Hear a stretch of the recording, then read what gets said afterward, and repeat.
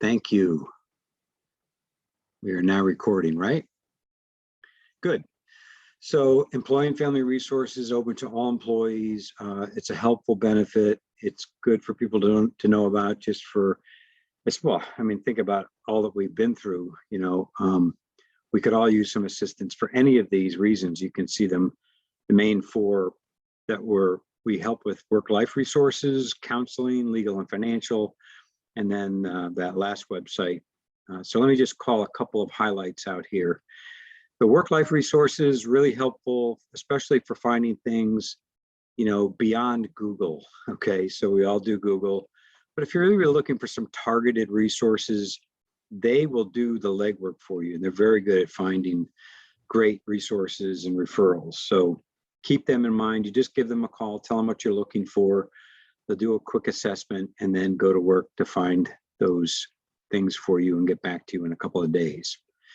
The counseling piece is there. We have up to 6 sessions free, and that's open to all employees, their dependent family members, and also anyone who simply lives in your household can call the number.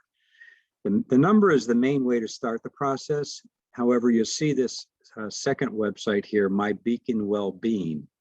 That's a relatively new website where you can go online and actually see providers. This is a separate part of the network that's all telehealth.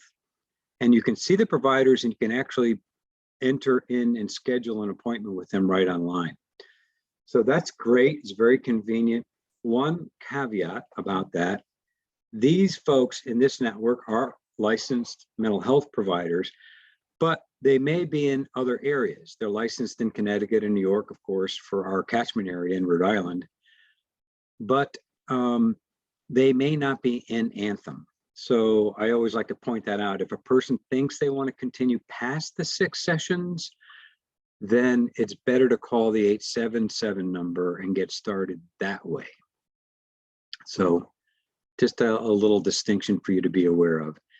And I am an internal resource, so if you or anybody of your employees encounters any roadblocks or any difficulties, the mental health system is really overloaded these days. So, if there's any service glitches at all, just let me know, and we can really take care of that. I can contact Beacon, who is the outside provider, and we can deal with that.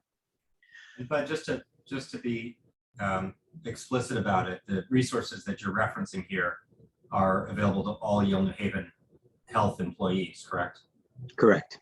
So this is something that we can offer for our teams as appropriate as well. Yes, absolutely. Thank you. And in fact, if you wanted anything to post on bulletin boards or have a supply of brochures or those kinds of things, let me know. I will be away after this, but I'll give you my my colleague's number. I can send that to Jeanette and Holly, just so you have that. She's covering for me while I'm away. Just jot that down. All right, good. So there's legal and financial consultation. That's free. There's also a great website, that last one. They're linked, the 2 websites, but the Achieve Solutions site is where we have a lot of great articles and resources, all kinds of things on there. So we had like 14,000 unique users from the system go onto this website last year. So it's being highly used. And so check it out if you haven't. You can pull it up on any device. So that's the program. There's another nice feature. We have these LifeCycle Kits that you can call and request one. You can see the whole list here. It's also, they're listed on that previous website that I showed you, the Achieve Solutions. It's right on the homepage. You can, if you want to go and check that out. But you do have to call to get one of these kits, and they just see if there's some other way that they can assist you, and then they send it right to your home. And just to give you an idea, since we're talking about stress today a little bit, the stress management kit has a couple of really nice books, and a nature mood CD and an adult coloring book for relaxation purposes. So, and then there's a caregiver support kit. If you're a caregiver at home, as you can see, another couple of good books there, and a medical ID alert magnet, jar gripper, and pill organizer. So They're kind of nice. I mean, there's different things, of course, for each kit. And we have, it's basically one kit per employee. But feel free to give a call and ask for one and tell your employees about that as well. So that's the program. Any questions about the program before I move on? Okay. And by the way, I know this is a good sized crowd. Feel free to use the chat. I'll try to keep an eye on that. If you have a question or you need some clarification or something. But you can also unmute yourself if you wanted to just speak up. I'm okay with that as well. So as we're going along, feel free to chime in. Love to have your feedback.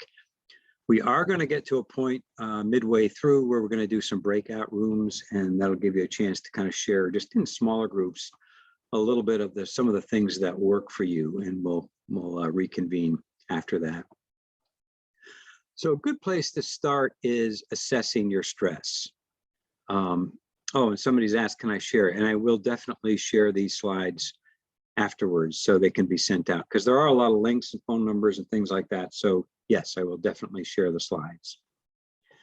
So where are you at now? Where do you want to be? You know, I'm sure we're all under a lot of stress, and sometimes, you know, we thrive on stress. You know, sometimes a lot of us do very well with a lot of stress.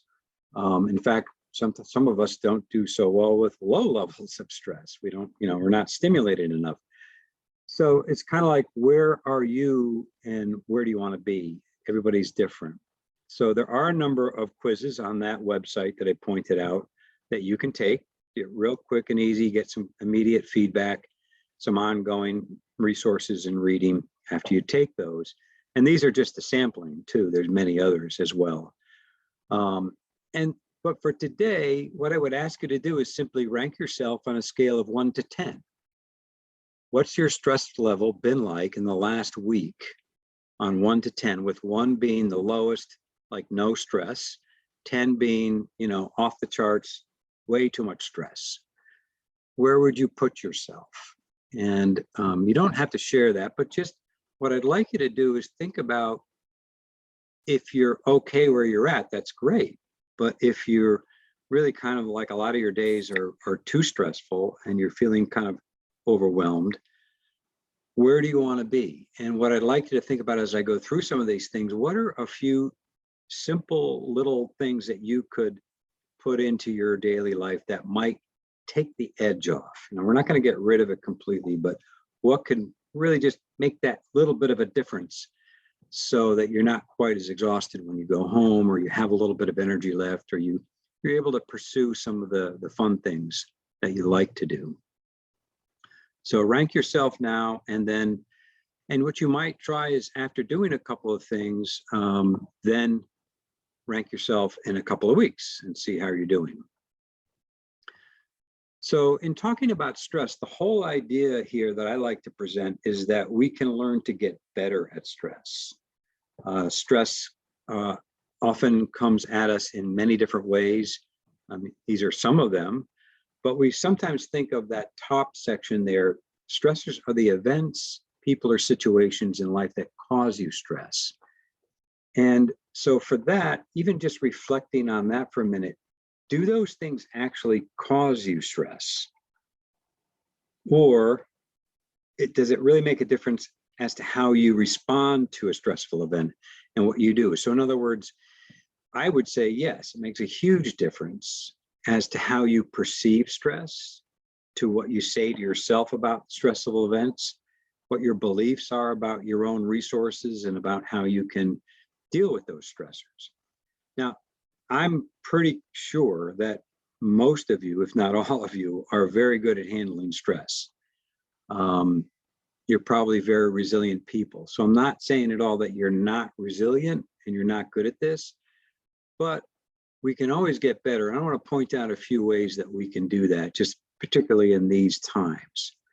So those bullet points there, you know, we do have a ton of pressure. We're always on, especially during the workday. We have more distractions now in a day than our ancestors probably had, you know, in 100 years. And the same with information overload. we just get so much coming at us that our attention can feel quite scattered and fragmented, and it can be very difficult to focus at times. So some of the things that we're going to be talking about is about helping to focus and helping to carve out ways to get some focus.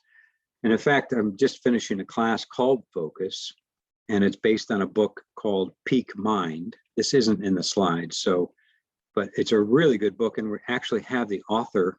She's a researcher, a psychologist from the University of Miami, who's done a lot of research on high stress occupations like the military, first responders, and healthcare.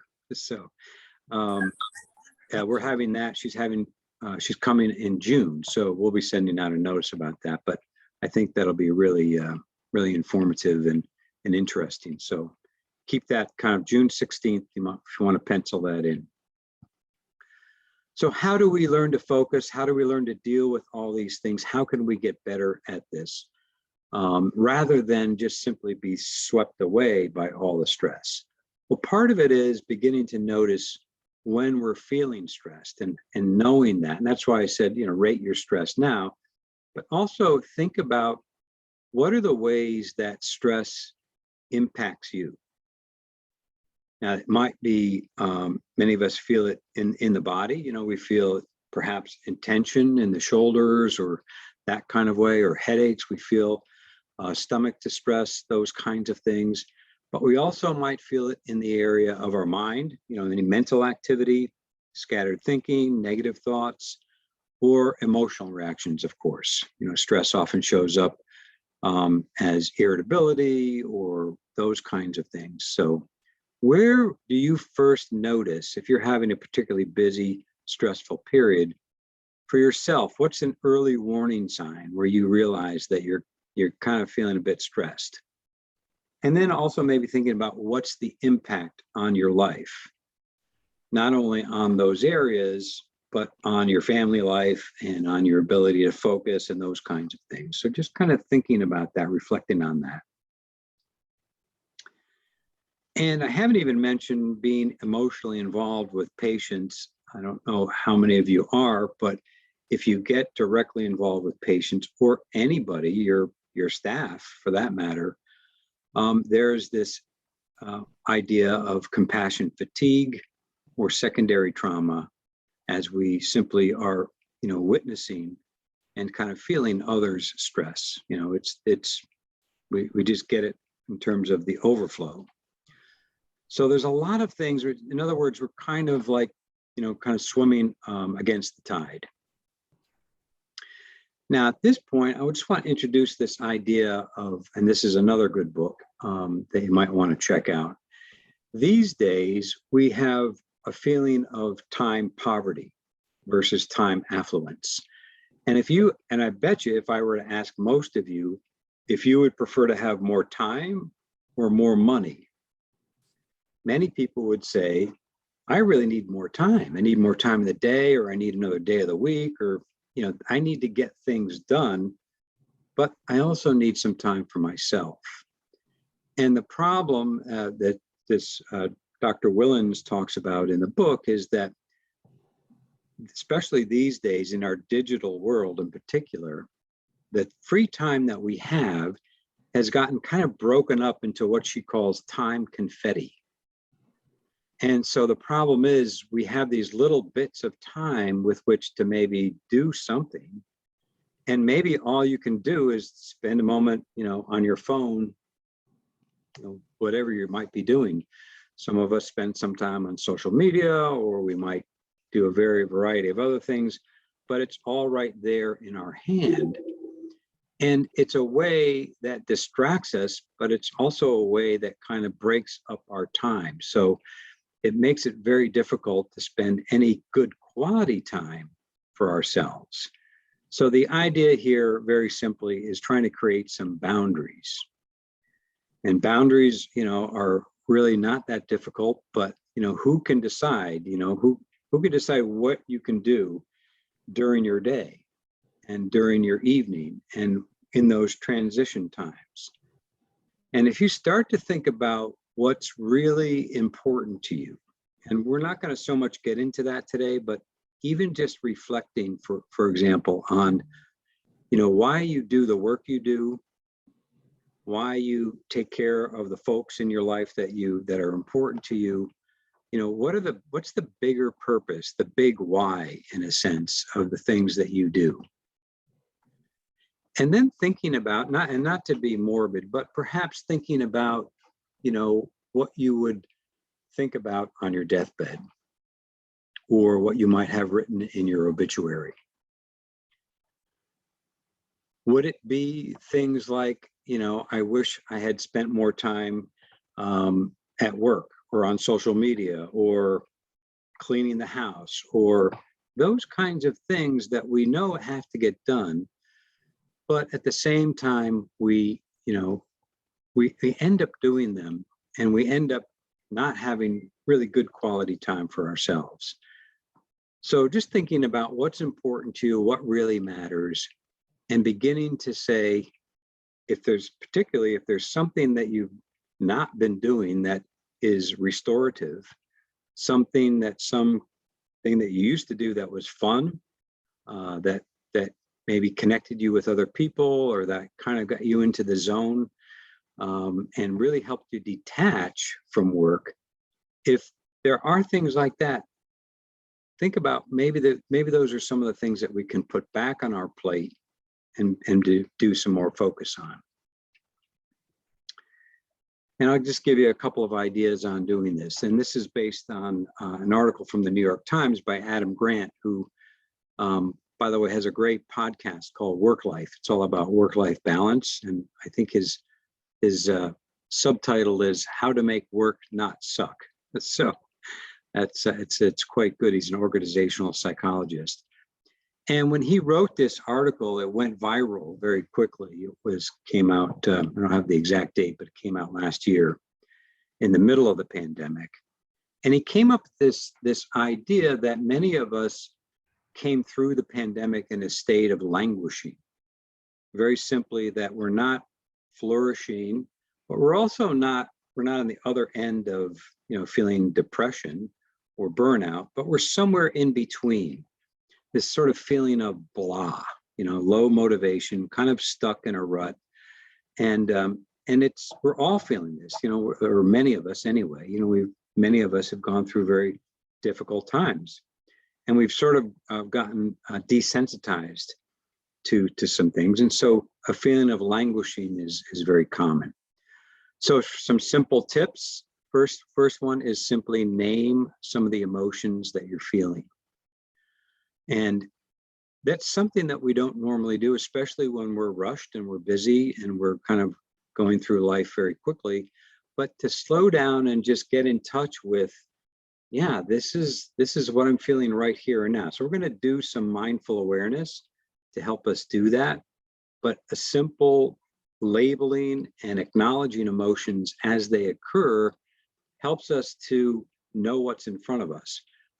As opposed to what we often do is most of us will tend to push it away, or tend to ignore it, or maybe even numb it. We do things to not really deal with it. So first step is just be aware of it and label it.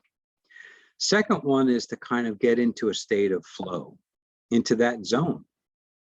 What's maybe something that you do that you get totally absorbed in, and you lose a sense of time, you lose a sense of self, so that you're really in this zone, and you're just enjoying it, you're immersed in it, totally absorbed. So if you can find more of that, that can really help us counteract, and it's a great antidote to languishing, or to any of the stuff that we're really talking about today. But how do we do that? It's kind of hard with those little bits of time, right? To get into a state of flow, you need uninterrupted time. So carving out some blocks of uninterrupted time, even if it's at work where you're carving out blocks of time to get something done rather than to be constantly barraged with interruptions, try to come up with some blocks of time to get into the zone, to get into that state, so that you really feel like you're having a sense of progress. And that's what a lot of the research shows, is that when we feel a sense of progress, we feel a lot better, right? I mean, what feels better than checking all those things off our to-do list and getting them all done? So I'm not saying, don't do that stuff. I'm actually saying do that, but do it in a way that you can do it with some focus and in that kind of flow state. And then the other, as you can see there, focus on a small goal, small wins, things that like it's the idea of, if you have like a really large project and you're kind of avoiding it, you don't know where to start, it's difficult, you're kind of maybe procrastinating a little bit. If you start with just a small way to get into it, a small win, that can help us get the motivational juices flowing, right? So something that they call a just manageable difficulty, something that's challenging enough, but it's not like overwhelming. You're not looking at the whole big project, but just to get started. So focusing on small goals. So that's why I'm asking you today to maybe think of 1 or 2 or 3 small little things, baby steps that you can take after this session to put into place and give it a try. Okay, so as we go through this, maybe jot down a couple of ideas. So talking again about stress, this is kind of what happens in a normal stressful day, right? We have multiple stress responses. And so if it's from 7 a.m. to 7 p.m. or even longer sometimes, we sort of get ratcheted up to the point where we're on high alert, highly vigilant, fight or flight is kicked in, and it's totally staying there. And so what happens then is you go home from work completely spent, emotionally, physically exhausted, right? So all we really want to do is counteract that every time we feel that stress coming on. That's why I asked you to think about early warning signs and to do something that brings on the relaxation response. The relaxation response is just anything that relaxes our nervous system, that kind of brings us back from that fight or flight back to the normal baseline level or even below, something calming. I'm going to give you a couple of ideas, but you may already do some things. But the idea is that we do them strategically. We do them during a busy day. And this is where most of us fall short, I think. We tend to keep our heads down. We're just charging through, kind of plowing through the day just to get things done. Whereas what I'm asking you to do is just take a couple of minutes even, just to do something to bring on the relaxation response. And to simply pause, a purposeful, mindful pause. And what this helps us do is it kind of helps us change gears psychologically. It also takes our mind out of the doing, that fast moving, doing, task-oriented mode, into just being. And this doesn't take long. A simple pause is all it takes. But the value of it, as you can see there in italics, is really depends on how much, when we do these pauses, do we separate from work? Because what I'm suggesting is, instead of letting the mind kind of work on overtime, even when you're not like consciously thinking about it, what I want you to do with these pauses is let go of that stuff. Let it be, take the mind offline, just rest, and that will be restorative. If you do that and you make that a practice, of course, that's the whole trick with any of this. We have to make it a practice. We have to do it with some regularity. Just like going to the gym, if you want to have any results, this is kind of what we're talking about. We're kind of talking about fitness for the brain, ways that we can learn to de-stress, refocus, replenish, but you have to do it with some regularity. So what I wanted to do was just give you some quick and easy ways to do that.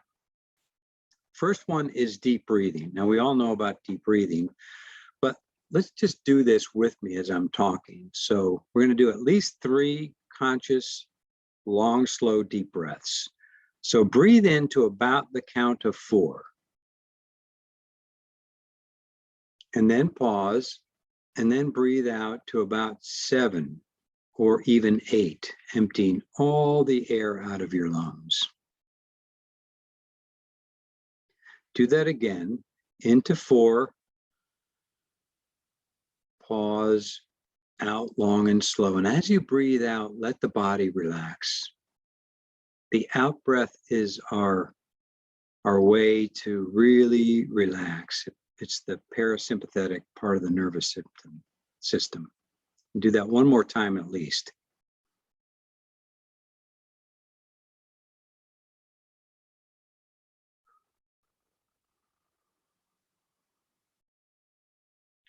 It's really best to do this at least 3 times. 5 to 7 is even better. And all we're doing is we're counteracting that fight or flight response. I mean, when we get a little keyed up, when we get a little tense, what this helps us do is we can be focused and relaxed instead of focused and stressed or tense. So trick is when you breathe in, just really feel the breath. It's a little bit shorter, but fill the lungs. And when you breathe out, make sure your out breath is longer than the in breath. That's what brings on the relaxation response in the nervous system. Now you can do other things with this, like you can use words to help, like on the in breath, you can say calm, on the out breath, ease, and any words will do, anything that helps you remember to just, take it down a notch. So words are helpful, or you can use images, which actually is the last one there. I'll get to that in a minute. 3 breaths for a pause is very easy. It's 3 long breaths, just like we just did, except the first breath, you focus on the breath itself, feeling the breath. The second breath, you focus on the body, remembering to take care of the body. What does the body need? And kind of getting out of the head into the body. The body's always in the present moment. The mind isn't. The mind travels. It's a time traveler. So get out of the head into the body. And then the third breath is to be kind to yourself.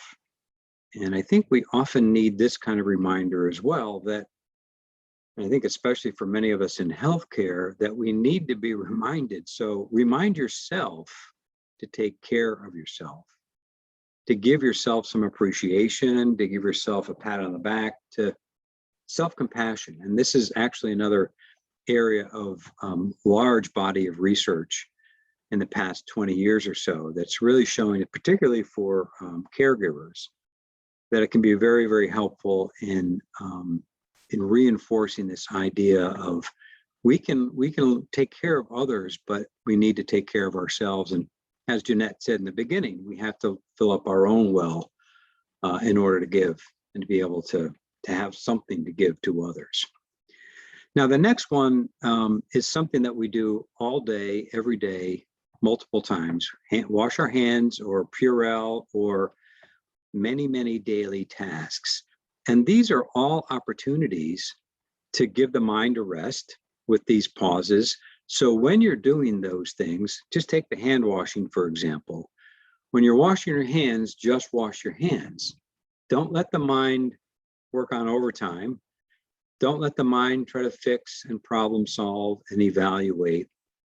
Just focus on what you're doing. Focus on the feeling of the water and the temperature and the soap, the whole sensory experience.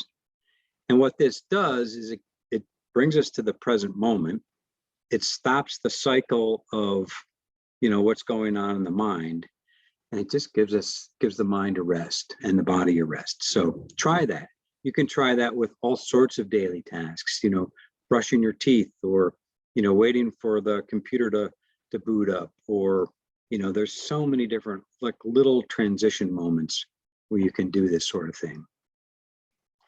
The last one is kind of nice. You can simply visualize in your mind a place that you know of. It could be a real place or a totally in your imagination.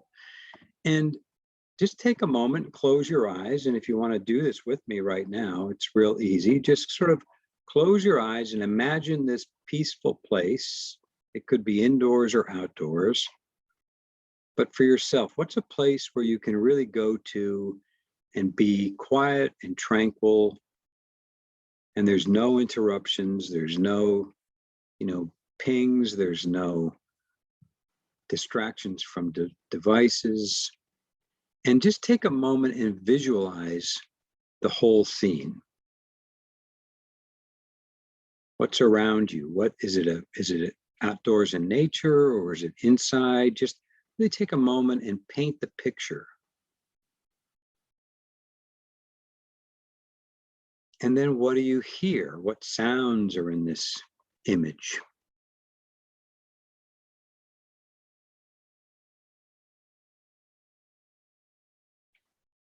What sensations do you notice? Maybe if you're outside, you feel the warmth of the sun or a cool breeze on your skin. What sensations do you notice in the body? Maybe there's a level of comfort or relaxation or ease. And maybe there are smells, maybe even tastes. So just really completely paint the picture with all your senses. And just allow yourself to rest in this place just for this moment. No place to go, nothing to do. Just be there. Little mental getaway. And give yourself permission to relax and enjoy it. That helps. And when you're ready, you can let the image dissolve and you can come back and reconnect with the Zoom here and the world around you. But that's just a quick little guided imagery that you can do in your own mind, a way to kind of get out of the normal, just everything that's around you. So that's a great way to completely detach. And you see, again, this is what we're doing. We're totally detaching from what's going on at work, or all those open files that are up in the mind. And the idea here is that we learn to, even when life is, and especially when life is really hectic, we learn to tap into that peaceful or blissful place. And the more we do this, this is where the practice comes in. The more we train the mind and the body to do this, we can get there a lot easier. We can get to the eye of the hurricane. That's kind of how I like to think about it. There's still a lot of high winds and turbulence going on around, but when we practice with whatever technique works for you, breathing or visualization or whatever it is, you can get into that peaceful eye of the hurricane, and that gives us a little bit of a respite, a little chance to regroup, and then we can go back out and do what's next and do what's needed. Now, I wanted to bring this concept up, this idea of relational pauses. Now, so far, I've been talking about individual pauses that we can do, but this came from a great article. You see the source down there from the Harvard Business Review, pretty recent, and really talking about the idea that we should start thinking about self-care, not so much just in the individual, but thinking about it in our small groups at work. So a relational pause is a temporary, brief break from ongoing task work in which we kind of say, how is our work affecting us as human beings? And we just kind of raise that question. It's designed to provide a window into the emotional realities of work, the relational realities. And it's not therapy, it's not anything like that. It's just really simply bringing to the surface the idea that, hey, most of the time, the work that we do has an emotional component of it. So let's simply recognize it and give people a little bit of a chance to express it. And the research shows is that when people are able to do this, they're much more able to feel empowered in the group and supported as well. I mean, really, when you think about it, that's why support groups are so effective, because you're going through a challenge or an adversity or something difficult with other people to support you, and you're sharing that with them. So relational pauses, what you might do in some of your meetings is you might begin introducing this idea of how people doing, how are people feeling about what's going on. It's not so much, even though I just said that, it's not so much the total focus on feelings. I'm not saying we need to bring that 100% into it, but the idea of how is our work affecting us, you know, as humans. So I think it's just a great way to kind of kind of turn that frame around a little bit. Now, the next part, I just want to mention this about stress. Stress is kind of a funny thing. As I mentioned, we can learn to get better at stress. And here are a couple of links. This first one, if you want to watch this TED Talk, it's really impactful. Kelly McGonigal is a health psychologist, and she references a study that they did.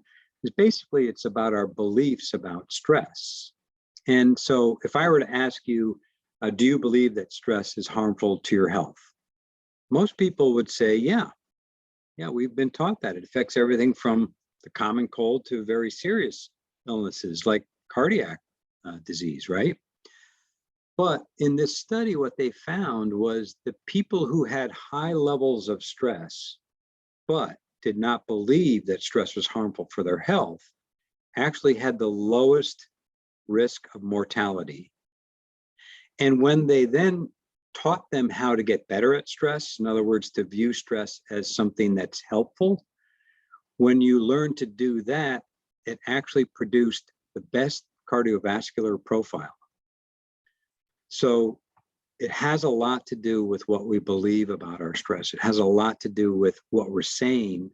So think about when you're really stressed, and especially if you have a lot of ongoing stress, if your self-talk is something like along the lines of, I hate this, when is this going to end? I can't stand this, I need to get away, I need to get a new job, I need to whatever. If your self-talk is along those lines, that's going to feed into the stress. It's actually going to, in a sense, make it worse and catastrophize it. So looking at your self-talk in a mindful way, being aware of what some of those thoughts are, and being aware that we have the power to change those thoughts, or at least use the thoughts that are helpful to us. And in a minute, I'm going to do a mindful exercise with you, and we'll talk. You'll notice how just being aware of thoughts can really be helpful. Now, there's a lot of obvious stuff that can really help with stress, and I think we all know this stuff. We need to get a lot of good exercise. It should be regular. It should be aerobic, right? Brings on the endorphins and all that. It's better than an antidepressant in some studies. We need to eat well. We need to get sleep. And we know that pretty much, I bet for a lot of us, the pandemic has shaken a lot of these things up. So maybe pick an area, maybe there's one or two things that something you want to improve on. So that's another area. There's a link here to, I think many are having more difficulty sleeping. Our mind is still kind of working, swirling with all kinds of, leftover residue from the day. So lots of times our sleep gets interrupted. So this is a little from Dr. Judd Brewer, who is originally from Yale University, and a psychiatrist, and studies a lot of mindfulness-related techniques on sleep and anxiety and addictions. And he has some simple tips on ways to kind of calm the mind down to be able to sleep better. Limiting habits that don't help in the long run. I mean, we've all joked about how we kind of Netflix binge, or whatever channel we're on. We're spending a lot of time watching some of those great shows. So, it's just an example how we can spend an awful lot of time doing some things that, okay, maybe they help us relax and veg out a little bit, but too much of that probably is not good for us. So it's the same thing as too much eating, too much drinking, too much shopping, fill in the blank, too much of any of those things that can really help soothe us in the beginning, but too much of it can be problematic. So balance and moderation. Now, the last, hopefully you know about Living Well Cares, but Living Well Cares is an internal wellness program that we have, and they work with chronic care conditions for employees, but they also have health coaching. And so if you want to work one-on-one with a health coach, you can give them a call. And if you have specific goals or tell your employees about this, it's good for them to know as well. They will work one-on-one, even with telehealth visits. So keep them in mind. They're a great resource. Some more obvious stuff that a lot of the research shows, again, we know that reaching out to others, helping others, giving support makes us feel better. It helps us feel more connected. But the other side of that is also knowing when we need help and asking for help. And again, I'm suspecting this is an area where many of us are not as good at. We're better at giving help than receiving help. So think about that. Think about that balance. We've encouraged people to have buddies at work. So we think this is a great way to have somebody that kind of has your back and that you can connect with and just check in with. It might be a way to have those relational pauses, to have maybe a buddy or a few buddies that you check in with on a regular basis, or to make that possible within the workday, if it is a way to just kind of be able to kind of check in with each other. And then strategic support groups, real quick. All this really means is that when we're sitting kind of kvetching and complaining with other people, very often it's all negative. So what the strategic part is, very simply, is coming up with some positive solutions. Okay, folks, what are some things that we can do to help this situation? And if we have no control over the situation itself that's stressful, what can we do in response to that? How can we take care of ourselves in our response to that stressful situation? And then finally, the get out in nature. I mean, I know a lot of us, and so many groups that I've talked to over the course of the pandemic, but even just in general, love getting outside. And this really is very restorative. So whether it's out walking the dog or out by yourself or with others, you know, just paying attention. You could even go to the extreme of what the Japanese called forest bathing, where they go out into nature, not so much with the idea of hiking to get to a destination, but simply to be out in nature, to immerse yourself, to bathe yourself in the restorative power of nature. So that might be an area that, you know, would be helpful, maybe to do a little bit more of that, perhaps. Okay, so we're moving up to what I'd like to talk about a little bit, and we'll do an exercise, and we're going to move to the breakout rooms in a little bit. The skill of being present, of mindfulness, I think is one of the most powerful stress reducing, but also empowering skills. And it really is the sort of the gas that runs a lot of this stuff, that powers these kinds of things.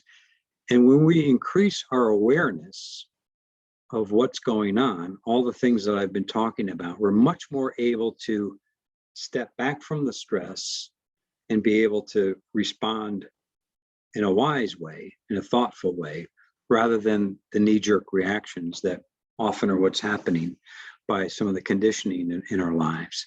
So we know that it helps to relax and calm ourselves.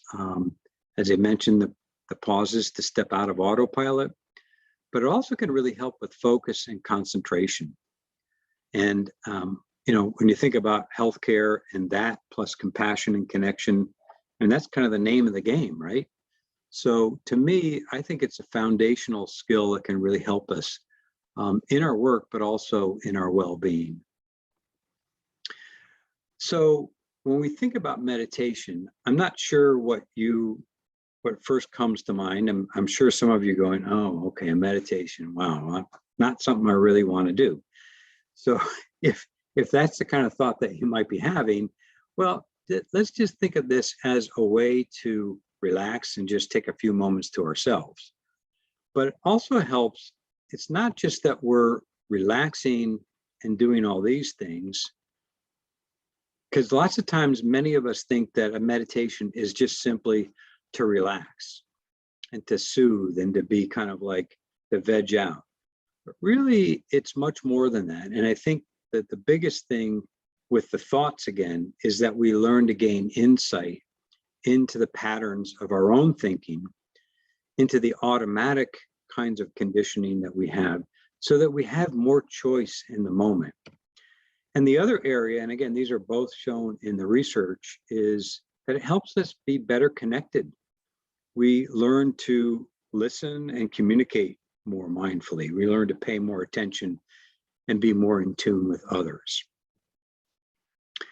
So at this point, I'm going to stop talking. And before I go into this meditation exercise, just going to ask if there's any questions, or just pause for a minute, just see if you have any questions or comments, or how are we doing out there? Nothing? Okay, got something here. What kind of exercise for shoulder pain? Okay, that's a good one. There is actually a lot of work that's done in mindfulness on dealing with pain and changing our relationship to pain. That's kind of what we're doing with stress. We can't take the pain away, but we can change how we respond to it, and in a sense, change the relationship to it. So there are some exercises that I could try to kind of specifically target you to, but I know there is one particular instructor that I'm aware of. Her name is Vidyamala Birch. Let's see, I'll put it in here.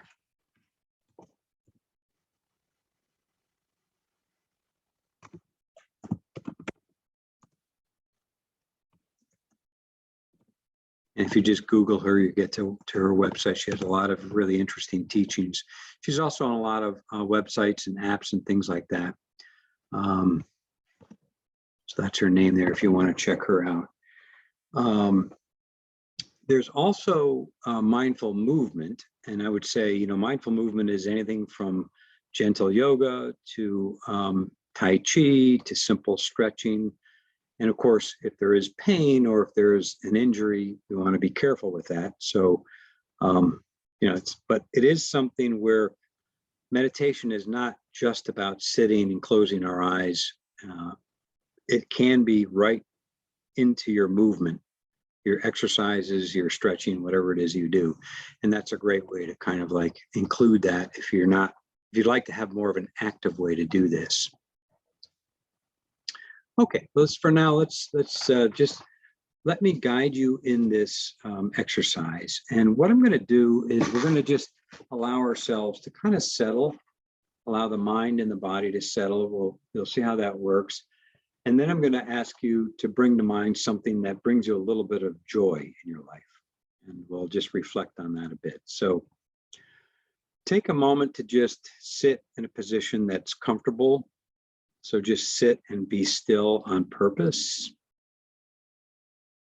Find a posture that's relatively upright so that you can stay alert and attentive, but also relaxed. So sort of a nice feeling of relaxed attentiveness.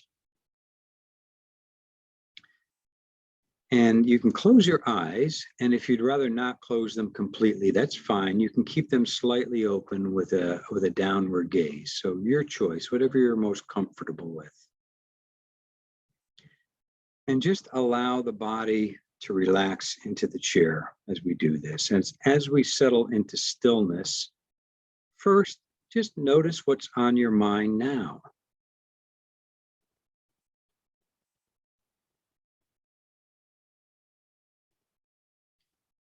There may be a flurry of thoughts, like in a snow globe, you shake it up and the snow flurries around. That's sometimes what our minds are like with thoughts.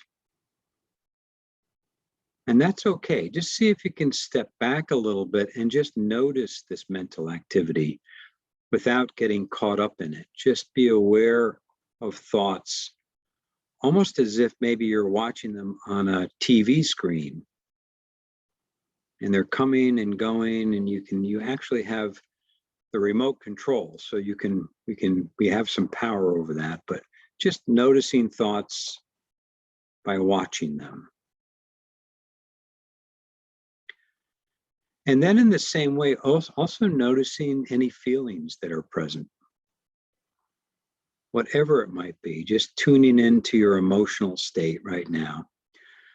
Just taking a moment to acknowledge what you're feeling.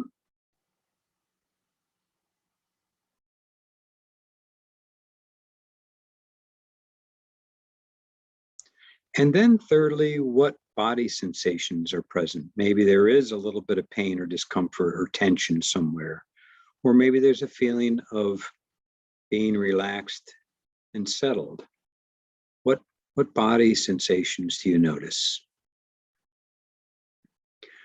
We're just simply being curious about these things without getting caught up in the plot or the storyline.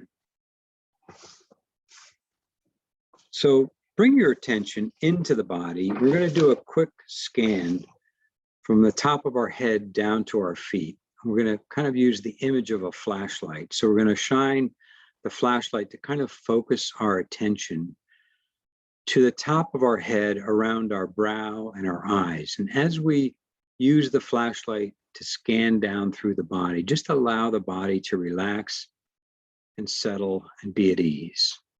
So starting with the face, the eyes, the mouth, the jaw, letting everything relax down into the neck and the shoulders and the arms. Relax and soften. And as we do this, anytime your mind wanders, that's natural and expected. So we can't really stop that. But if the mind wanders or it gets pulled somewhere, when you notice it, simply just bring the flashlight of your focus back to where we're at in our scan here. So now scanning the chest area, the heart, the upper back, upper torso, moving on down into the belly, the lower back. Again, letting things relax and sink in. Pelvic area. Feeling the chair beneath us support us. Down into the legs, all the way down the length of the legs, all the way down to your feet. And just feel the connection your feet make with the ground.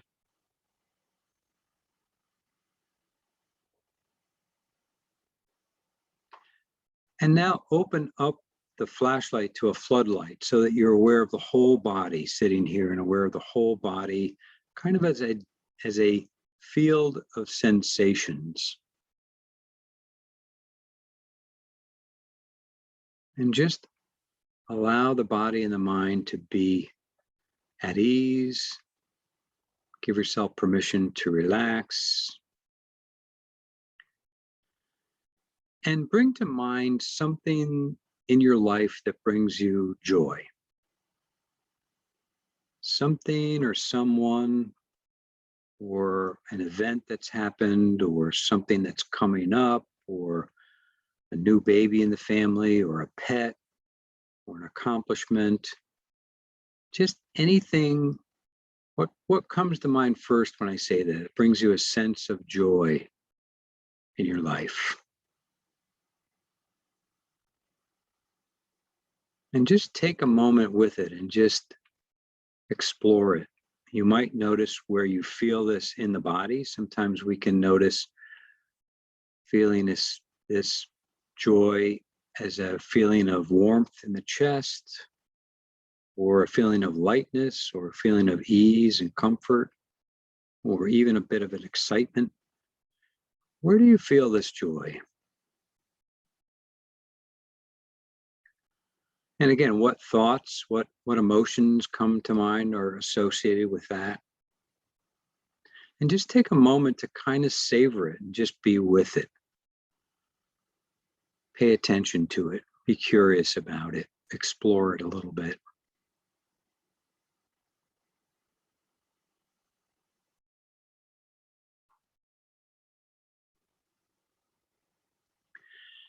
And now we're going to focus back on the breath. So as you breathe in this sense of joy. Breathe it right into your heart area so that on every in-breath, you kind of nourish yourself with this joy. It strengthens you.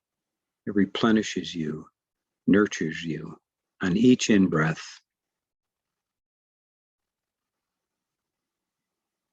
And then focusing now on the out-breath, send this same joy or care or however you like to feel of it, send it to someone else in your circle, family, partner, friend, coworker. Send it to them on each out breath. It's almost like a beam of energy coming from you to them. And then put them together so that as you breathe in, you feel that restorative nature replenishing you. And as you breathe out, sending it out to another. In for you, out for another. Do this a couple more times. In for you, out for the other.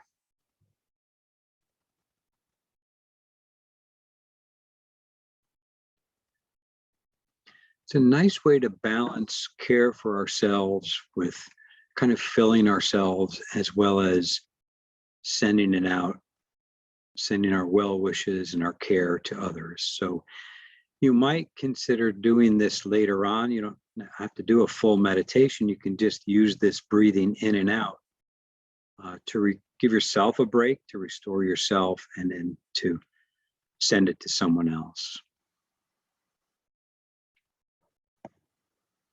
And when you're ready, we're going to slowly finish the reflection. Just noticing what's your awareness like right now? What's your sense of, what's on your mind, what's in your body, what's in your heart? Just noticing that. And when you're ready, maybe taking one last deep breath. And as you breathe out, you can slowly and gradually open your eyes. And we finish that meditation. So feel free to put in the chat what that was like for you. Just love to have any feedback from you. Any thoughts, questions, comments about that experience. But as I said, it's not just about relaxing. I mean, relaxing is important. It really can help to soothe us. But it's also much more about awareness of all the different, internal aspects of how we're dealing with all this stuff. So that's what, we can pay attention to all the things that are difficult. So we have some nice comments here. Thank you for those. Feel free to continue giving me some feedback. You can see those. Flashlight is a nice image. Yeah, good. All right, so with that in mind, let me just move on. A couple more words about mindfulness. And it's kind of what we're doing is this here on autopilot. Our minds are full. Our minds are full of the clutter, the stresses, the worries. But if we can learn to be like the dog, and we can learn to just take some of these pauses and let the snow globe, all the flurry of thoughts, let them settle down, we can begin to be more present and to see more clearly. And that's really where some of the beauty of it is. I also include this one, if you want to look at some of the research, there's been an explosion of research into the science of mindfulness as to its positive effects on all these areas that you see here. So this particular article references all of those, but just to kind of include that. All right, and so at this point, what I'd like to do is send us off into break rooms. Now, hopefully you're nice and relaxed. Hopefully I didn't put you to sleep.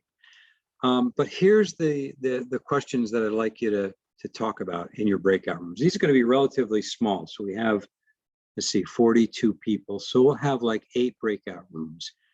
And I'll start that in just a moment. What I'd like you to do is share a joy in your life. Maybe it's the joy that you thought about in the reflection or something else that you're comfortable sharing. Just something that puts a smile on your face, something or someone or something that just you feel really good about that brings you a sense of joy. And if that joy is attached to a group, sometimes, we get involved in groups. So for example, I like to cycle, and that's a joy in my life, but also I cycle with a group of guys that I've been riding with for many, many years. And when we get together, that's the group, we just are able to really support and help one another, even just by being guys, So that's the group for me. So if there's a group associated with that, you can share that as well. And then the last part of it is who supports you, who really gets you. It might be somebody at work, but it might be somebody at home or a friend or even a pet. So think about that as well as share that as well. So that's your task. Let me go find the breakout rooms here. We're going to just do these automatically randomly. And I'm going to give you, since I'm asking you to do maybe 2 minutes for each person, so it'll take about 10 minutes, okay, in the breakout rooms. Here we go. Any questions before I send you out? And I will actually try to pop in and out of some of the rooms to see if you have any questions along the way. But any questions now? Okay, great. Here we go.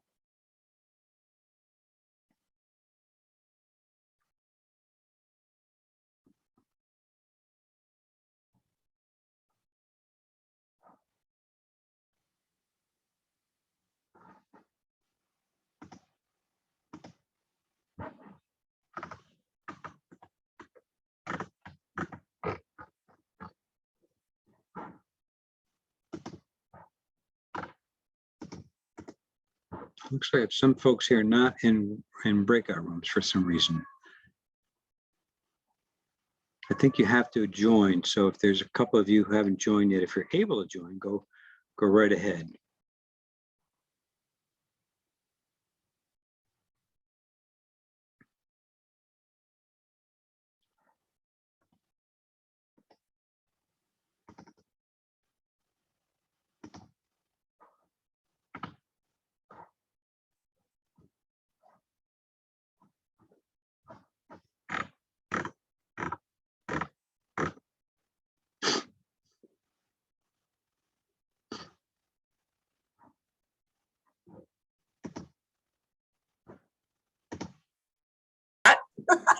It's going to cause me stress. I know. Any questions? Just checking in. Hi, Bud. No, we're good. Okay. Maybe it's Mario. Mario, is that your phone? 203? Yes, Somebody- me, Jen. Oh, okay, Mario. So Go ahead, Mario. Introduce your.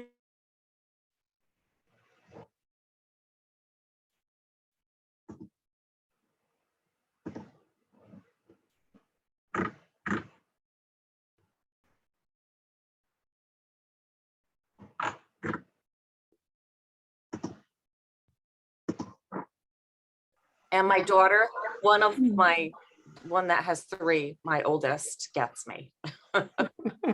Yep. Any questions? Just popping in here for a sec. Hello. No, we're just talking. No? I took a picture of the questions, but thank you. Thank you. Good. I like that, everyone's talking about their children. So I have an 18-year-old and I find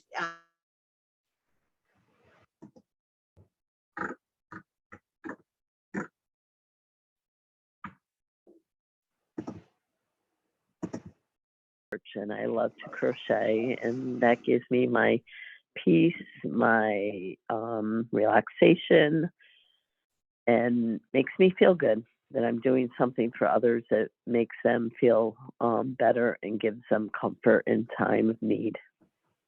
wow. Thank you. I'm That's just popping in awesome. for a second. Looks like you got a good start. Any questions? No, You're I a think we're smaller group good. because a couple of people haven't joined, but so you can spend a little more time if you like. All You right. still have a good 6 minutes or so. Okay.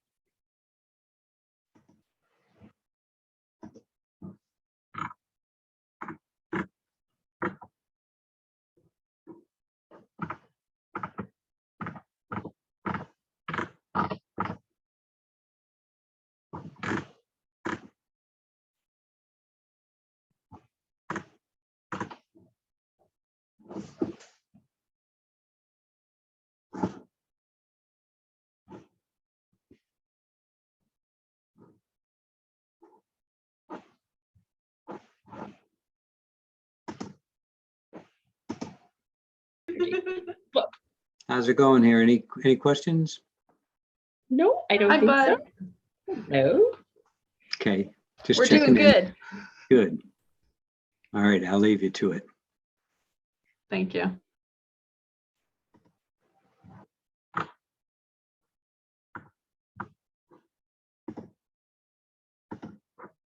And even though sometimes they drive me crazy, they make me very happy. They're all coming home. The college ones are all coming home this weekend, so I'm really looking forward to having them here. And it's fun having adult kids. I never thought about it, but you know, to have a glass of wine with my daughter, oh my gosh, it's wonderful. She's 24, so that is really great. I love sitting on the couch watching, you know, Jane Austen movies and drinking a glass of wine with her. And then my support system, really, my husband and my I can't not say my two sisters and my mom. We are really all very close, and they all support me in different ways. They all, you know, not one of them supports, or satisfies all the needs. So it's great that I have, you know, the four of them in my life. Any questions? Just thank you. That sounds like you're off to a good start. Just checking in. All good? Yes, thank you, Bud. Thanks. Thank you.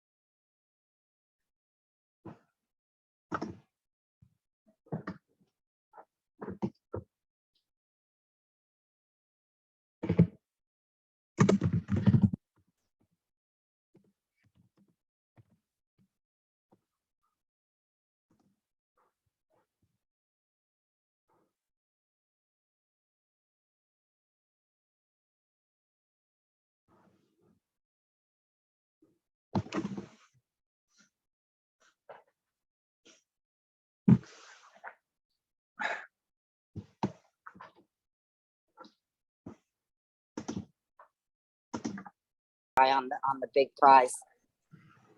Any questions? Just checking in. I don't think so. We're good. All good? Yeah, Yes. doing well. Thanks, Bud. Thank you.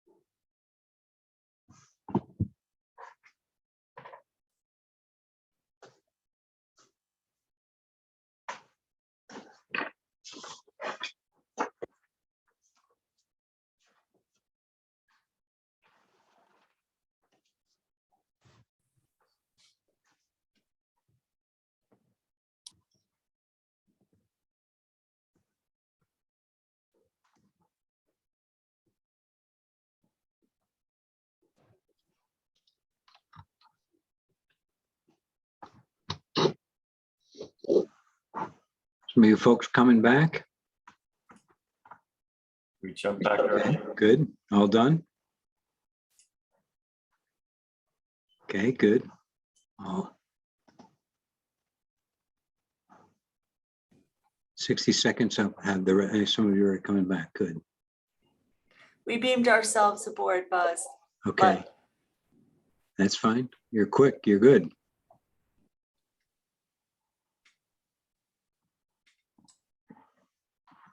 Wait just a few more seconds. The others to come back.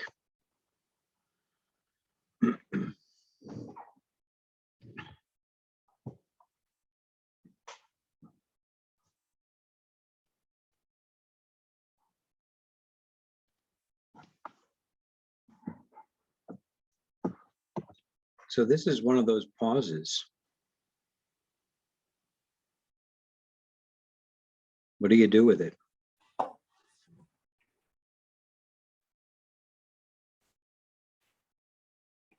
Your choice.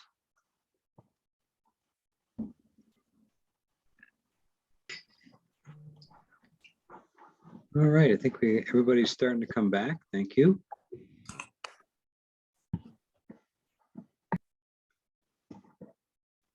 We got a few. Is everybody back? I can't tell.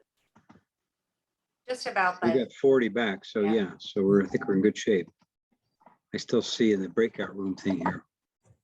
Maybe that's just, I'll close that out. All right, good.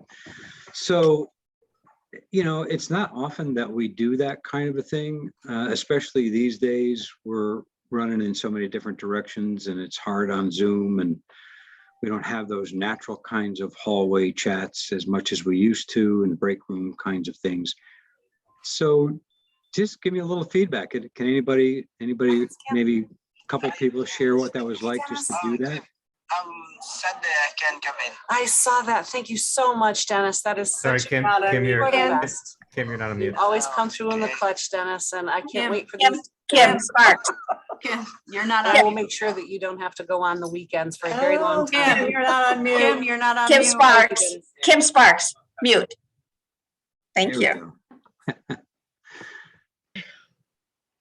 I think she So- solved her staffing for the weekend, so that's why she's Yes. all happy. That She brings solved me your great stress. joy. She solved your stress. Yeah. We Yeah, we know how didn't- Kim's So now you got her can moment breathe now. and take that micro moment and relax. Beautiful. Ah. We didn't go into multitasking, but I know we have to do it to kind of get by. But well, all I'm really saying is when you multitask, remember to put these pauses in for yourself as well, to remember to do that kind of connection exercise. What was it like? Anybody share a little bit of what it was like to talk about this, with your colleagues? But Jane, I can go ahead. It was very enjoyable because it was just fun to see everyone when they were talking about what brought joy. In fact, we talked so much on the first question, we never got to our second question, but that's okay. To see the smile on people's face and just how they were beaming. And it was so nice to see people just expressing themselves that way. We had a great time. Love it. Yeah, you see the spirit and the energy and all that good stuff just pouring out. Anybody else like to share what their experience was like?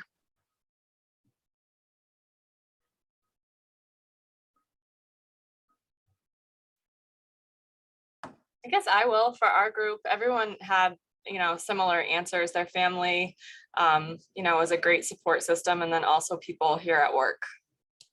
Good. We had a great group. Good.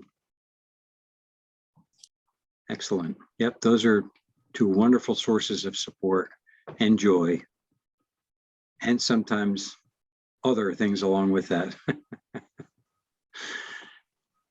I have a relatively new grandson, and he's about 1.5 years old. But I mean, for this 1.5 years, whenever I see a picture of him, and he's not too far, so I get to see him, but just seeing a picture of him or the FaceTime or a little video, it's just, it's it. And it's all that matters. Anyone else? Any other sharings before we move on? Hi, Bud. From our group, I think it was really nice to see the physical response of folks lighting up when they're explaining what brings them joy. You could always see a little glisten or a smile peek through. So that was really nice to see. Yep. Excellent. And see, that's the kind of thing that maybe you might consider doing. I'm not sure how your meetings are these days, if they're in person or on Zoom, but you might take a minute or two at the beginning or the end of the meeting and just check in with people and say, what are you grateful for? Or what's something good that happened today? Or, maybe a little bit of that, and that can be sort of an icebreaker and get people to talk about also some of the difficult stuff too, if you want to open up that conversation. And if you do, you don't have to solve everything either. I mean, sometimes we're afraid of when we open up that can of worms that we feel like we have to solve things.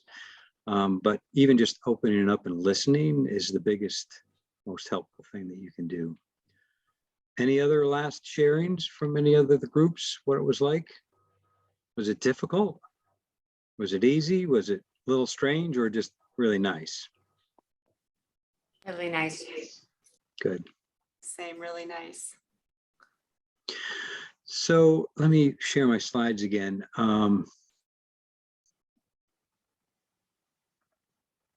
Let's see, where were we?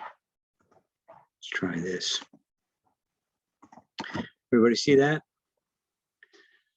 So the idea of intentionally bringing to mind and doing something physically in your, wherever you work from, a collection of creating a joy kit and keeping that buddy in mind as well. So something that when you're having a tough day or when you need a little moment of joy, it doesn't take much, but just to have those things strategically at our fingertips. I mean, some people even put it in a box or a basket or, you know, something as a physical reminder in your work area.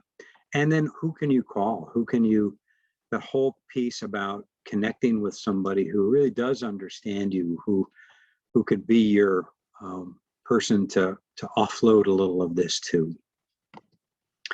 And when, you know, just whenever you need it, whenever there's a little bit of a tough time, a stressful event, a little bit of overwhelm going on, you know, after or before a tough conversation, you know, can really be helpful. So part of what I'm really talking about, and just to kind of like finish reframing the whole idea of the main part of all of these disconnections, and I'm sure many of you have, in a sense, 24/7 obligations, and that's got to be hard. But when you think about it, you also have to find ways to carve out those boundaries that I talked about, having some of that uninterrupted time. And as you can see here in the italics, the value of time off depends on how well we can separate ourselves from work. So, you know, if you're always connected and your phone is always there and you're always able to get texts and phone calls and emails, you know, you're not really disconnected. It's still, it's occupying a part of your mind. So are there times when you're able to, and, you know, we can't solve this. I know there's some realities that you have to deal with, but maybe in your own subgroups, maybe there are some ways to encourage and help making these uninterrupted times for yourselves, so that you can really disengage and not have to think about work, not have to have that in the back of your mind. And as you can see, you know, it really does show up in terms of greater job and life satisfaction, less stress and burnout, better sleep, you know, whole range of very positive effects from doing these. So again, I can talk about this until I'm blue in the face, but you really have to decide for yourself what matters to you, what's important for your own work-life balance. How can you put this in small ways? Okay, I'm not talking about totally restructuring things, but just in small ways to begin to make a difference. And so that's, you know, the 2-minute rule. You know, some of these things seem like they might be longer or more difficult, or, you know, where do I get the resources for some of these things? But just do 2 minutes, even if it's a 2-minute pause, a 2-minute guided kind of a vacation, a 2-minute, whatever it is, you know, just that counts and that will make a difference. So I'm just going to finish up on, just have a few minutes left, but I know you talked about gratitude before, but this concept of we can also kind of retrain our minds to move away from the negativity bias. And there is a negativity bias in the brain. Our brains have evolved so that negative experiences do stick more like Velcro and positive experiences slide off like Teflon. It's this idea of neuroplasticity. And so what I'm asking you to consider is injecting more positive experiences, more joy, more pauses where you find a little bit of relief. And the more you do that, the more this idea of neuroplasticity kicks in. Neurons that fire together, wire together. In other words, what we practice becomes stronger. So if we practice some of these things on a regular basis, we'll actually make a difference, a physiological difference, and build some neural networks to reinforce these ideas. And like I said, I know you talked about gratitude. We know the studies, in fact, the one thing that comes across very clearly is gratitude is one of the strongest predictors, regular gratitude of well-being and life satisfaction. So I'm not sure what you did exactly in your last session, but here are just some prompts. And as you can see, it doesn't have to be big, huge things to take note of. And again, the gratitude practice means doing something on somewhat of a regular daily-ish kind of a schedule. So taking a moment to reflect on any one of these things, and perhaps maybe just picking one and going into depth a little bit. That's someone who does make you laugh. Why do they make you laugh? What is it about them? What is it that you appreciate about them? And then, of course, tell them. That's the bottom bullet here. Who are you grateful for in your life and why? And then tell them, do something about so that you can express that. It's a great way to really feel it for yourself. Other quick pauses, just breathing deep, appreciating being alive. We take it for granted so often, but just the aliveness that we have through the breath. Scanning the body, noticing what's good about our bodies. It's pretty easy to focus on, this is a perfect example of a negative bias in the brain. It's pretty easy to focus on what we don't like about our body or what's not working well. But so really turn that to what do you appreciate? How does your hands help you? How do your feet help you? How does your mind? How all the different body parts, what's working well for the body? And for all of this, and I've said this a few times in some of the practices, savoring it. So simply when we pay attention to something positive, spend a little time with it. That's why it was good to kind of share this with other people. But if you're alone, maybe journal about it, maybe write an email, maybe jot it down, but spend some time with it so that the research again shows that when we spend at least, and it doesn't take long, 20 or 30 seconds of kind of marinating in a positive experience, that begins to take a hold in the brain. So just some quick pauses. You might have heard of the 3 good things practice. This is something you might want to try. Very easy to do at the end of the day. Just jot down 3 things that went well. Or maybe this is something you do at the end of your workday. Or maybe you share it with, through a text with your buddy or that person who supports you.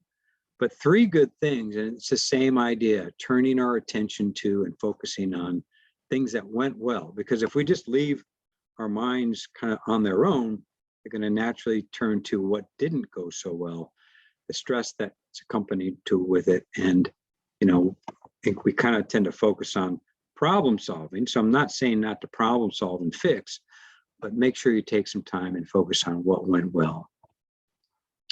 So just to have some resources, again, that website I showed you before, we have a whole page of meditations if you want to try more of those. There's lots of great information and articles and webinars on there.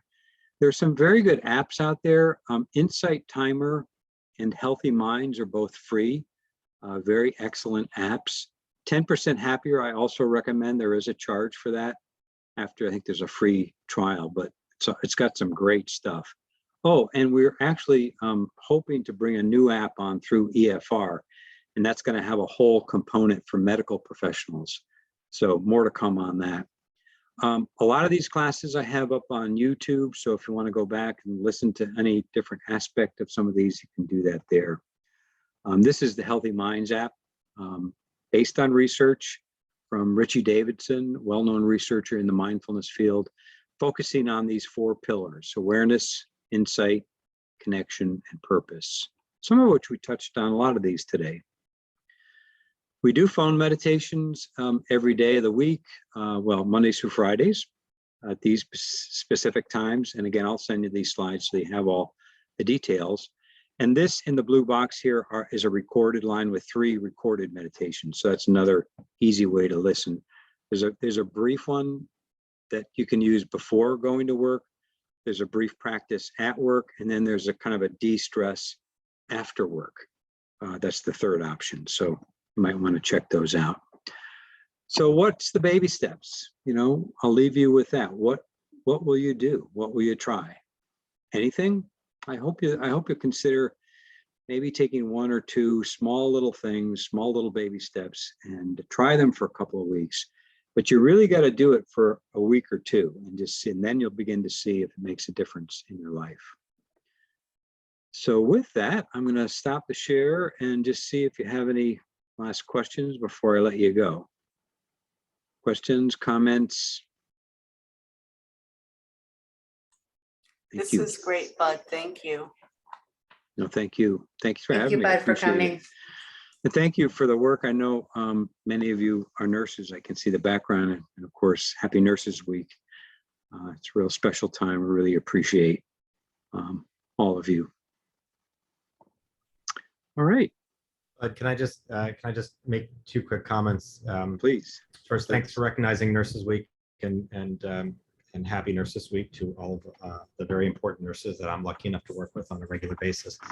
And I just like to mention how grateful I am that we all took the time to think a little bit about this. Knowing our team, I think the comment that Bud made about multitasking applies to us in spades.